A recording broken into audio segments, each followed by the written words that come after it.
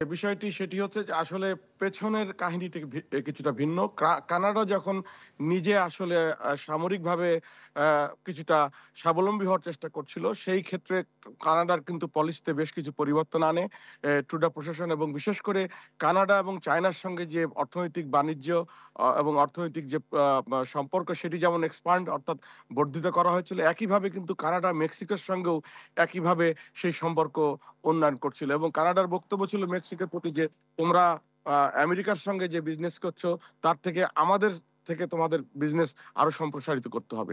এই বিষয়টি কিন্তু আপনারা জানেন যে যখন কোনো যুক্তরাষ্ট্রের প্রেসিডেন্ট নির্বাচিত হন, তিনিও কিন্তু বিষয়গুলো নিয়ে ব্রিফড হন অলওয়েজ। সিকিউরিটি ব্রিফ, যেটা ন্যাশনাল সিকিউরিটি ব্রিফ পান তিনি ক্ষমতা নেওয়ার আগ পর্যন্ত, তখনই কিন্তু ট্রাম্প জেনেছিল যে বিষয়টি, যে কারণে প্রথম থেকেই তিনি নির্বাচিত হওয়ার পর থেকেই কিন্তু তিনি বেশ কিছু কথা বলেছেন ট্রুডোকে নিয়ে, এবং আজকে ট্রুডোর অবস্থান আপনারা জানছেন। তো এই অবস্থাতে যে বিষয়টি, সেটি হচ্ছে যে মূলত যুক্তরাষ্ট্রের অর্থনীতিতে এর অবশ্যই একটি প্রভাব পড়বে। এবং আমরা জানি যে মেক্সিকোর সঙ্গে প্রায় $480 বিলিয়ন ইম্পোর্ট করে থাকে মেক্সিকো থেকে যুক্তরাষ্ট্র, এবং কানাডা থেকে $429 বিলিয়ন পণ্য সামগ্রী। সেই ক্ষেত্রে শুধু যে সবজি যেমন মেক্সিকো থেকে আসে, প্লাস কিছু গাড়ির পার্টস আসে, যে ক্ষুদ্র যন্ত্রাংশ আছে, কানাডা থেকে একইভাবে স্টিল আসে, ক্ষুদ্র যন্ত্রাংশ আসে, এবং খাদ্যদ্রব্য আছে, পণ্য আছে, যেমন সিডস আসে, পোলট্রি আসে, গম আসে।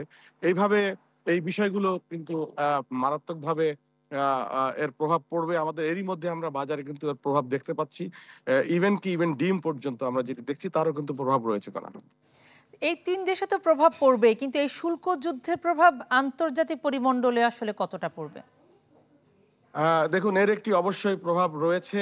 যেমন ইতিমধ্যে কিন্তু চায়না বলেছে যে ওয়ার্ল্ড ট্রেড অর্গানাইজেশন, তাদের কিন্তু একটা নীতিমালা আছে। সেই নীতিমালা অনুযায়ী এই ধরনের প্রতিহিংসামূলক কোনো ট্যারিফ কিন্তু কোনো দেশ কোনো দেশের উপর চাপাতে পারে না। সেই জায়গা থেকে একটি যে আন্তর্জাতিক যে নতুন যে মেরুকরণ হবে, সেই মেরুকরণের প্রভাবে অবশ্যই এর বিভিন্ন দেশে, বিশেষ করে আমাদের মতো উন্নয়নশীল দেশেও সেটি পড়তে পারে। এবং যে বিষয়টি হচ্ছে যে, একটা জিনিস জেনে রাখা দরকার যে ট্রাম্পের এই বিষয়ের কিন্তু একটি অবসান হওয়া দরকার, এই অর্থনৈতিক যুদ্ধের। এটি একটি অর্থনৈতিক যুদ্ধ, কিন্তু রাজনৈতিক উদ্দেশ্য এর পেছনে রয়েছে।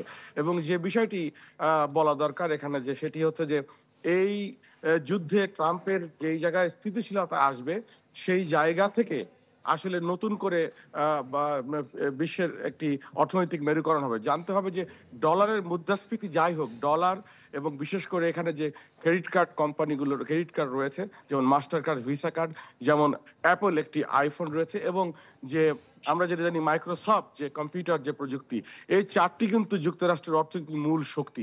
এই চারটিকে বিট করার মতো, আর এই চারটিকে উতরে যাওয়ার মতো কিন্তু অর্থনীতি পৃথিবীতে এখনো সেইভাবে আসেনি, যে কারণে যুক্তরাষ্ট্রের অবস্থান একটু শক্তিশালী পর্যায়ে রয়েছে। কিন্তু তারপরও যে বিষয়টা হচ্ছে যে আভ্যন্তরীণ অর্থনীতি যে প্রভাব পড়বে, এবং জীবনযাত্রার ব্যয়ে যে মাত্রাতিরিক্ত প্রভাব পড়বে, বিশেষ করে আমরা জানছি যে আগামী কয়েক সপ্তাহ পরেই কিন্তু যুক্তরাষ্ট্রে মারাত্মক প্রভাব পড়বে এই ট্যারিফ যুদ্ধের বিষয়। সেইটি নিয়ে কিন্তু আমরা এরই মধ্যে সাধারণ মানুষ অত্যন্ত উদ্বিগ্ন।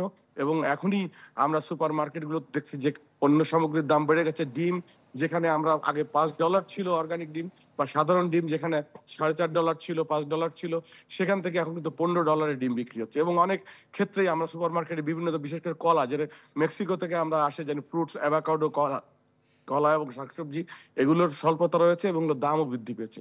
তো আগামী 2 সপ্তাহ আমরা আশঙ্কা করছি যে যুক্তরাষ্ট্রের বাজারে এবং জীবনযাত্রায় প্রচন্ড রকমের প্রভাব পড়বে, নেতিবাচক প্রভাব। এবং সেই প্রভাব থেকে কাটিয়ে ওঠার জন্য আমরা সত্যি উদ্বেগের সঙ্গে অপেক্ষা করছি যে কিভাবে আন্তর্জাতিকভাবে এই বিষয়টির একটি সুরাহা হতে পারে। বিশেষ করে বা ট্রাম্পের এই নীতিমালাগুলো শুধু শুধু যে এই সম্পৃক্ত দেশগুলো তাই না, এর কিন্তু একটা ব্যাপক, যেমন তেলের যে দাম পড়বে, সেটি কিন্তু সেক্ষেত্রেও কিন্তু প্রভাব পড়বে। কানাডা থেকে তেল আসে, এবং বিশ্বের বিভিন্ন অনেক দেশে জায়গাতে তেল এটার রপ্তানি আসলে করা হয়। প্রভাব পড়বে, যেটি আপনি বলছিলেন, এবং একটা অর্থনৈতিক সুনামির দিকে মনে হয় আন্তর্জাতিক পরিসর পড়তে যাচ্ছে। জনাব কিসরু, আপনাকে ধন্যবাদ।